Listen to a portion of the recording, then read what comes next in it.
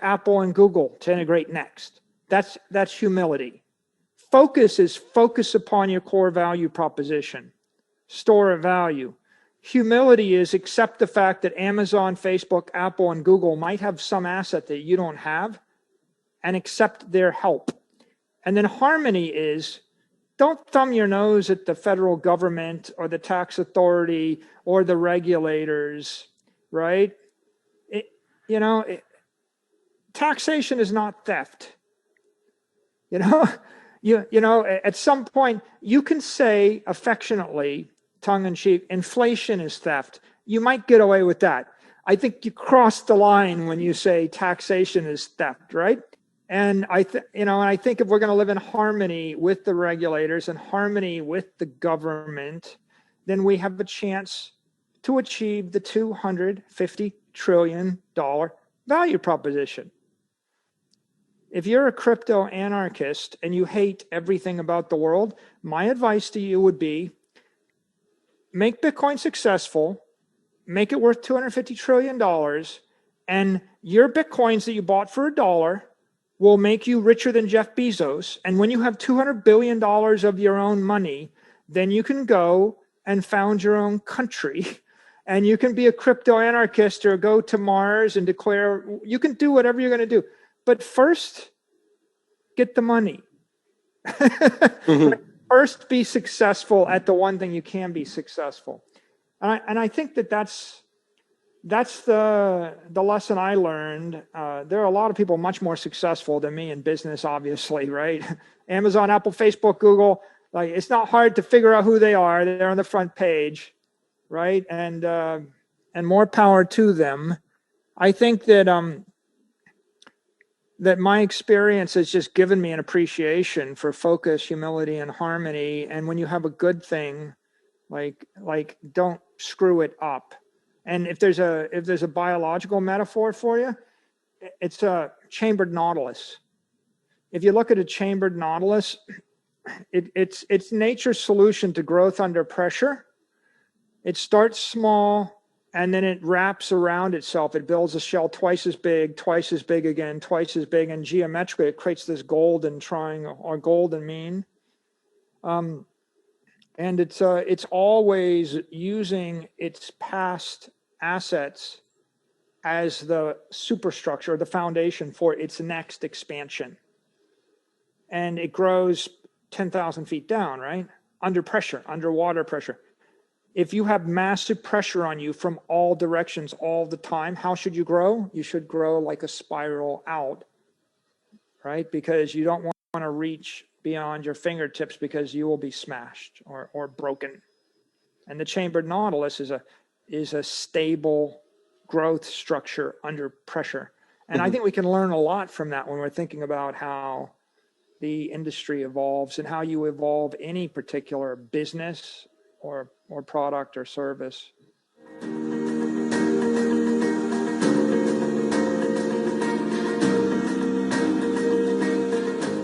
We all mature, right? And again, success and failure in life gives you humility and you can get perspective on things. And so when you're going through things early on, you don't always see them as clearly as when you've got a little bit of hindsight and a little bit of experience. The world is different today too. For example, 20 years ago, if you got on TV, you got 90 seconds for a soundbite and they cut you off. Journalist gets to interview you and then they get to pick what they're going to say and they get to wrap it with their opinions about what it means. And if they want to quote, they can get 100 quotes, cherry pick the 2 quotes that they want, run with that and represent that to be a statistical sample of the world, right?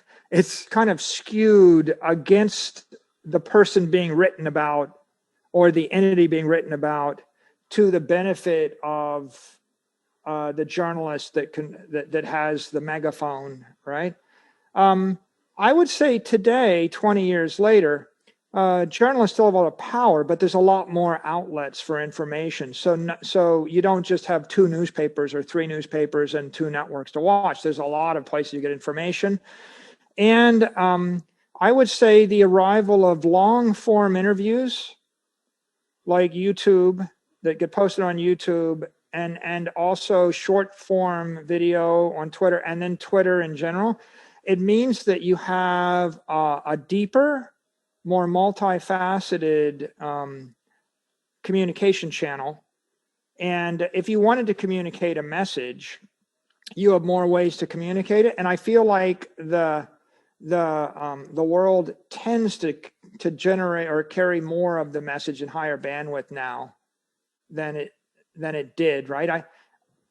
Back then you could have written anything you wanted and characterized my opinion about what I meant when I said it, and I don't get a rebuttal. Either retract, correct, clarify, or elaborate on anything that was written about me by anyone. And that's a frustration of any public figure in that time frame.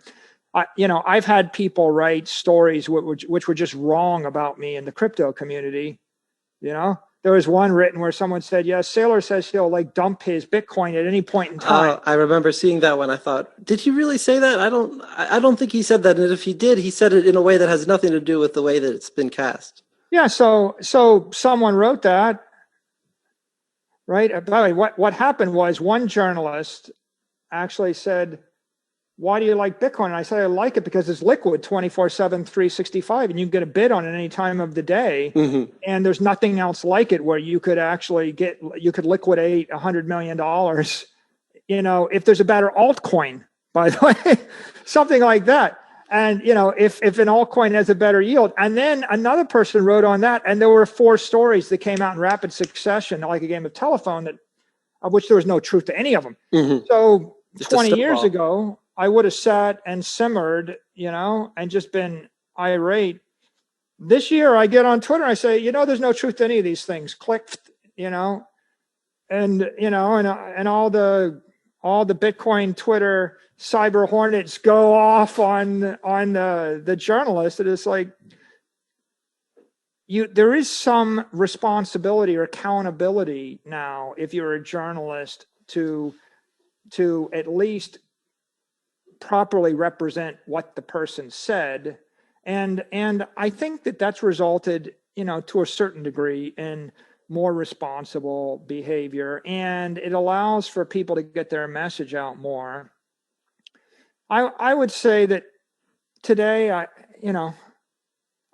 I'm aware more of how things might be interpreted, and so I avoid opining on things that aren't my business. If you had $1 billion at risk, or you could make $1 billion, you might spend an hour. So for those people, it would be irrational for them to make any decision based on a tweet that I made. And I would think that if they're really rational, then they'll spend the hour, and then they'll tell everybody that works for them to spend the next 10 hours, and then they'll come to a collective decision.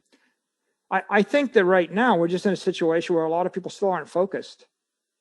I mean, it's still not, they're still not really, there's so much noise, and they've got so many other things on their plate that they haven't really focused upon this as an extraordinary engineering breakthrough that's going to change the course of humanity. I don't think that Paul Tudor Jones or Stanley Druckenmiller or Bill Miller are really focused on it based upon what they've said. They're open to the idea of it existing, but it's still in a bucket of it's a financial instrument or a hedge of some sort, but they don't really quite get it. They're not thinking that it's a crypto energy reactor that's going to power $100 trillion worth of monetary energy. They're not even considering it. They haven't even considered it and dismissed it. See, like, it's not like we disagree. It just like out there is noise, and somehow we need to get people to focus. And I don't think they're going to start to focus until after, Bitcoin crosses the all-time highs, and maybe when it's double what it is right now, people may actually stop and give it 10 hours or an hour or 2 hours. I'm one of the reasons that I'm an enthusiastic evangelist is I'm quite sure that the criticisms from a Nouriel Roubini and a Ray Dalio and anybody else of Bitcoin I'm sure that they would reverse those criticisms if they stopped for an hour and watched, say, my video I did with SALT Talks with Anthony Scaramucci. Because their criticisms are things like, well, it's a currency and it's not good for payments. I can't buy things with it, and the government's going to ban it. And if they understood it's not a currency, it's not a payment network. When you plug it into PayPal, PayPal becomes the payment network, and their compliance rails solve all the compliance, KYC, AML issues. And now it's a store of value. And by the way, a store of value is appreciating 100% a year on average for the last 10 years. Bing, click. All right, well, so what was your criticism again? Oh, the government's going to ban it. Okay, really? Like the IRS legitimized it. The head of the SEC just said it was a piece of property. The head of the OCC said that banks can custody it. And a senator just said she's going to explain it to Congress. Tell me again what your concern is. No, they haven't really spent an hour. At least they haven't got the right information. So if I tweet, I'm not tweeting to convince anybody. I'm tweeting hopefully so that they'll click on that link and they'll listen an hour. And if they won't click on the link, maybe someone that works for them will watch the link. And by the way, it's like, if Ray Dalio never watches that video, well, there's 10,000 other people like Ray Dalio that compete with Ray Dalio. And so I don't got to convince Ray. All I got to convince is anybody that competes with Ray in the world to spend an hour. And I believe that they spend an hour, then they're looking to go, oh, wow, there's $250 trillion of stuff that's fiat instruments that's debasing at 10% a year. There's one thing that's accreting at 100% a year. It's a solution to the problem that 7.5 billion people have on the planet. Oh, yeah, and by the way, it'll make us billions of dollars. So now it just comes down to a simple estimate of how much of it do I want to own? 1%, 5%, 10%, 50%, 100% of my portfolio. It's that simple. The problem is they're just not even thinking about it that way yet. And we need to get their attention. And that will come bit by bit.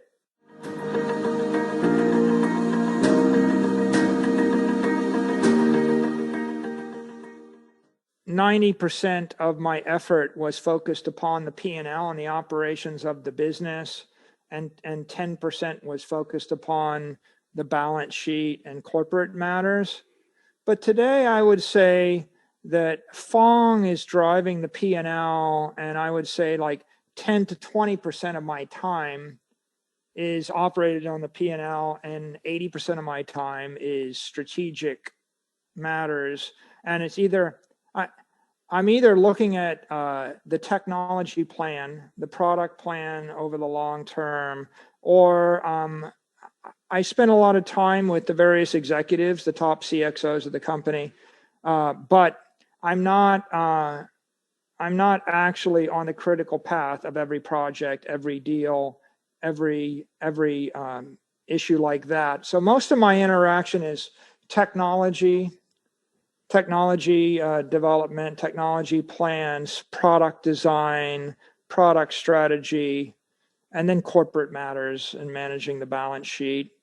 I would say like 20% of my time is communicating something regarding Bitcoin or regarding our corporate strategy, and 20% of my time, I guess, is stuff that's very operational, and the rest is wherever strategic issues. For the Bitcoin ecosystem in particular, I'm a brand ambassador for MicroStrategy. I have investor relations, and I spend time with our investors, and then I'm driving the future of the company, the future of the product line, and I have my fair share of employee interactions. I would say I'm not as hands-on with regard to controlling sales and services this year as last year, because Fong has moved up to the presidential role, and he really runs the operations of the business, sales, services, marketing, and tech. And that frees me to think longer term strategically about things and to communicate more.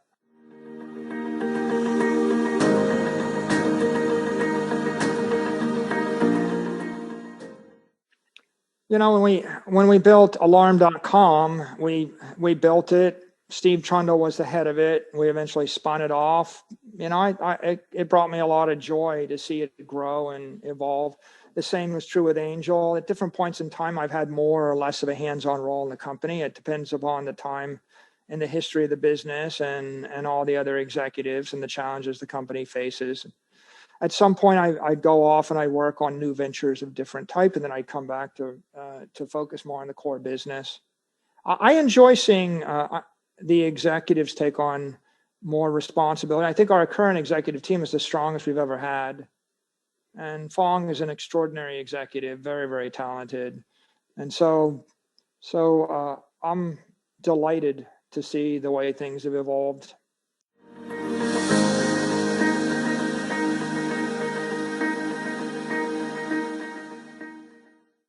Well, I was pretty intense then, and I'm pretty intense now, and I'm passionate about technology and passionate about excellence, and so that hasn't changed. I think that I'm older, wiser. I have gray hair, and I've got a bit more experience. You know what they say about experience? Experience is what you get when you didn't get what you wanted.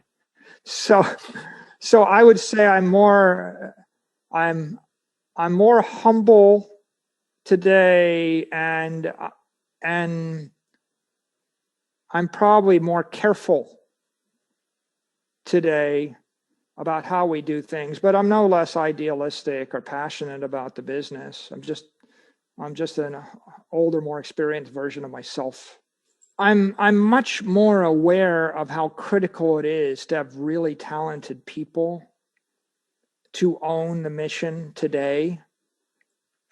And so if it was 20 years ago, I would have thought, well, I've got this brilliant idea and I've got money and we'll be successful because of my brilliant idea and money, and let's go do it. A lot of people have ideas. If it's a brilliant idea, don't be patting yourself on the back. Ask the next question.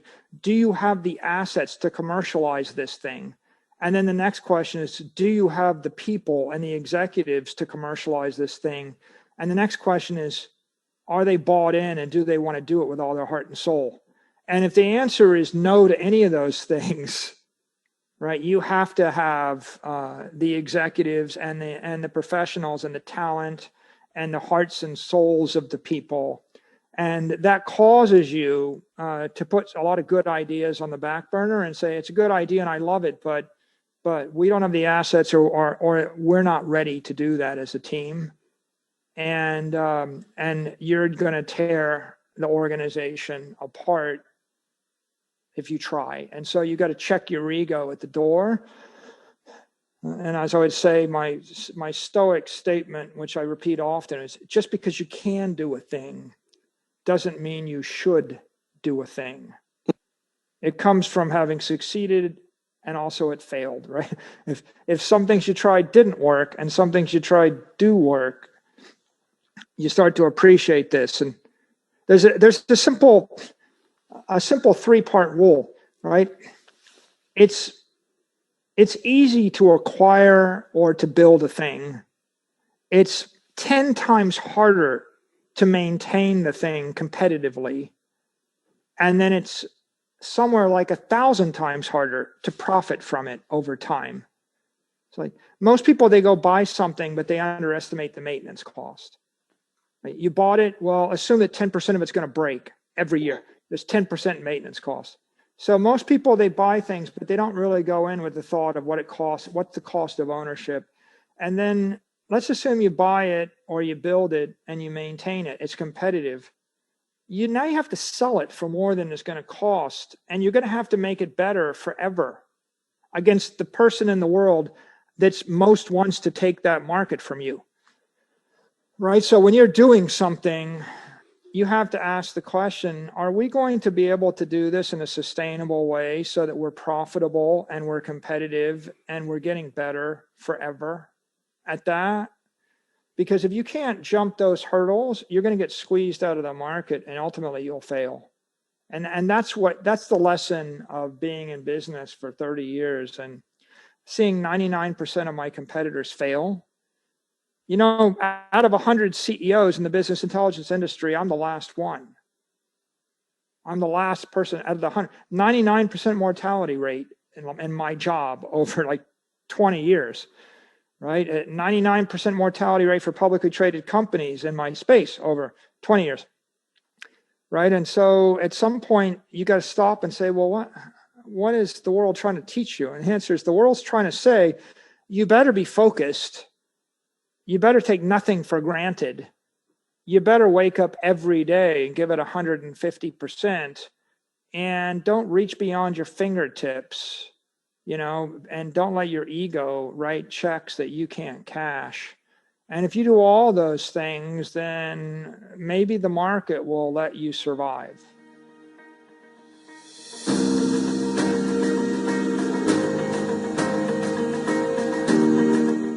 My job as CEO is to look after the interest of the shareholders, the employees, the customers, the vendors, the community, the stakeholders, right? And discharge them as a honorable fiduciary. Question is, what's the best thing for everybody? And this year we were challenged with a difficult environment that stood all sorts of assumptions on its head. And so this year we had to reconsider what was the future of our product. And so strategically we went off down the path of virtualizing our product completely with our HyperNow Intel Now cloud offering. And then the second question is, how are we going to run our company, and how will our operations virtualize? And so we virtualized our operations to convert all of our marketing and half of our sales and services into virtual activities, and retrain everyone and retool the organization and reorganize it. And we did it because the consequences of not doing it would be to burn through all of our capital.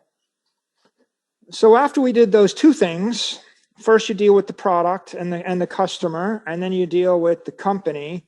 The third issue was the balance sheet. And we had $500 million worth of cash, which is an asset, which was also a liability. Mm-hmm. In essence, it couldn't be clearer than your shareholders look you in the face and say, we don't value the cash at anything. When you have outside shareholders look you in the face and say, we looked at your company, your cash is worthless, they're sending you a message. So we had to make a decision.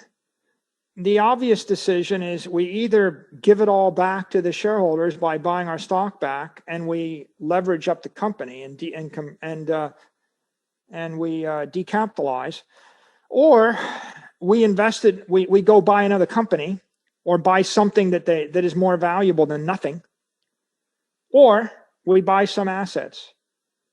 So we had a challenge, and if you have 10 million shares, you have 500 million, that's $50 a share. Well, when someone tells you $50 a share is worth $0 a share, you got to do something. So what I did was work through this in a rational fashion. And ultimately, we concluded we couldn't buy another company with it. There's no way to diversify, or there's no accretive acquisition to be had on the horizon.